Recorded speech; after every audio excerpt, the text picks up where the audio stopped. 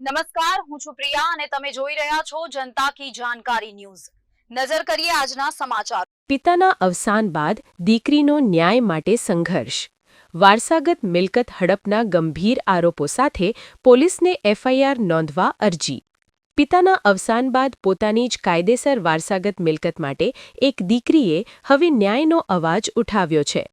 ધ્રાંગધ્રાની રહેવાસી શ્વેતા રાકેશભાઈ શાહ દ્વારા સોતેલી માતા અને તેમના સગાઓ સામે પોલીસમાં પુરાવા આધારિત કડક અરજી આપવામાં આવી છે।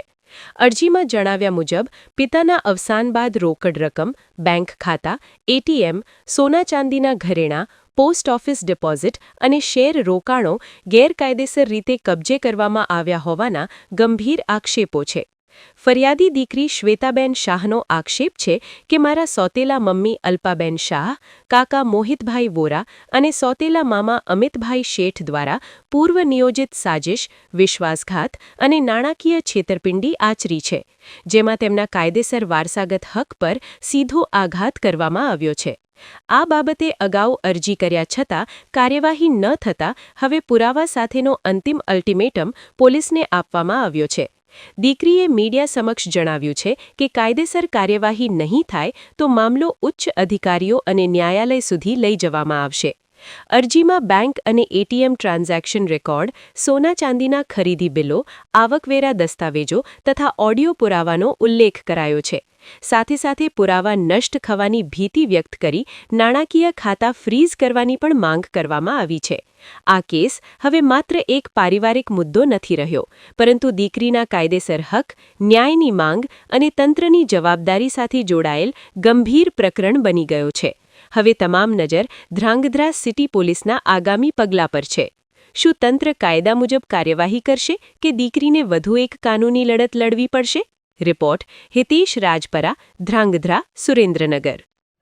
મારું નામ શ્વેતા રાકેશભાઈ શાહ છે અને હું જૈનની દીકરી છું ને ધ્રાંગધ્રામાં રહું છું। આજે હું અહીંયા આવી છું અરજી આપવા માટે। આની અગાઉ મેં અરજી આપેલી છે, પણ કોઈ કારણોસર મને એમાં ક્યારેક ભૂલચૂક થઈ ગયેલી છે। આ બીજી વાર હું અહીંયા ન્યાય માટે આવેલી છું અને ન્યાય મને જોઈએ છે મારી બીજી મમ્મી સોતેલી માં અલ્પાબેન રાકેશભાઈ શાહ।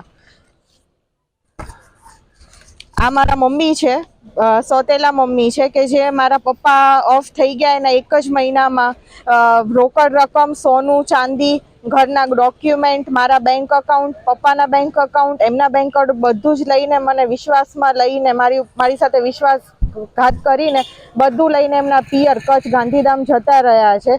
એ પછી કોઈ પણ વસ્તુઓમાં મને ક્યારે સરખી રીતે જવાબ નથી આપ્યો કે મારી સાથે વ્યવસ્થિત શાંતિથી વાત કરી નથી। એમના હકનું તો ખરી, પણ મારા હકનું કે જે મારા પપ્પા મારું કરીને કે કહીને ગયા છે બધી જ વસ્તુ એમની પાસે છે।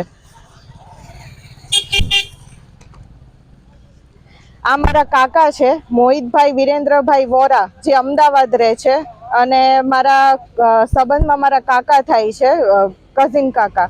આમની સાથે આ વસ્તુઓમાં જોડાયેલા છે કે જેમની પાસે હું મદદ માટે ઘણીવાર ગયેલી છું, બહુ બધા ફોન કરેલા છે। એ મને ખાલી આશ્વાસન આપે, ફૂટબોલની જેમ ફંગોળે અને આ બધી વસ્તુઓમાં એ અલ્પાબેનને સાથ આપે છે। મારા હકનું પચાવવા માટે બધા ષડયંત્ર કરે છે કે મારા હકનું મને કઈ રીતે ન મળે, હું કંટાળીને પહેરા કપડે કઈ રીતે ઘરેથી નીકળી જાઉં, કે ક્યારે મારો અવાજ દબાઈ જાય અને હું એકલી છું અને હું કંઈ જ નહીં કરી શકું। આ બધી જ વસ્તુઓના ફાયદા આ મારા કાકા અલ્પાબેન અને આ ત્રીજા છે મારા મામા, જે અલ્પાબેન છે એમના ભાઈ છે અમિતભાઈ રમેશચંદ્ર શેઠ। આ બી કચ્છ રહે છે અને આ મારા સોતેલા કાકા છે, મામા છે અને આ મારા મમ્મી સાથે આ વસ્તુમાં જોડાયેલા છે કે જે આમાં બધી રીતે પૂરો સપોર્ટ કરે છે। બધી જ વસ્તુઓમાં જ્યારે બી હું મમ્મીને ફોન કરતી હતી જે તે ટાઈમે, ત્યારે એ જ વાત કરતા હતા અને મને ધાક ધમકી આપતા હતા, તારું અહીંયા કંઈ નથી, તારો બાપ તારું કંઈ કરીને નથી ગયો, બધું મારી બહેનનું છે, બધું સ્ત્રીધન છે। તો આજે હું તમને ખાલી એટલી જ માગણી કરું કે શું મારો હક નથી? મારા પપ્પા કે મારા દાદા કે જે મારા બા ને બધા મારું કરીને ગયા છે એ મને મળવા પાત્ર નથી? આજે હું સમાજ પાસે, પોલીસ પાસે આજે વસ્તુ માટે હું માંગણી કરવા આવી છું કે મને મારા હક મળવું જોઈએ કે મને ન મળવું જોઈએ। અલ્પાબેનના હકની વાત નથી, જે મારા પપ્પાના હક છે, જે મારા પપ્પા મારા માટે કરીને ગયા છે, હું એમની દીકરી છું, તે વસ્તુ મને મળવી જોઈએ કે ન મળવી જોઈએ, કે મારો અવાજ દબાવવો જોઈએ. આજે મને પોલીસ ખાતામાં મને સાહેબે મને સપોર્ટ કરીને મને કીધેલું છે કે આ વસ્તુમાં અમે તમને 100% ન્યાય અપાવડાવશું. એટલે હું ખૂબ ખૂબ આભાર માનું છું ને વિનંતી કરું છું કે મને આ વસ્તુમાં ન્યાય મળે, બરાબર. કેમ કે આ વસ્તુઓમાં હું છેલ્લા 7.5 મહિનાથી હેરાન થઈ રહી છું અને હું આ વસ્તુથી કંટાળીને હું અહીંયા આવેલી છું કે સાહેબ મને આ વસ્તુમાં ન્યાય મળે. અને આ સમગ્ર બધી દીકરીઓ માટે ને બધા સમાજ માટે છે કે આ વસ્તુમાં મારા આ વસ્તુઓથી જો ન્યાય મળશે તો બીજી મમ્મી કે જેના ઘરમાં છોકરીઓનો અવાજ દબાઈ જતો હોય, છોકરી કે છોકરા જેને આવો ત્રાસ થતો હોય છે, એના સગા મા બાપ ઓફ થઈ ગયા પછી આ બધા વસ્તુઓમાં એને ન્યાય મળશે અને સમાજમાંથી આ વસ્તુ દૂર થશે. આ વસ્તુ 100% આ વસ્તુ થવી જોઈએ ને આમાં મને સપોર્ટ મળે એ વસ્તુ માટે હું અહીંયા અપીલ કરવા આવી છું.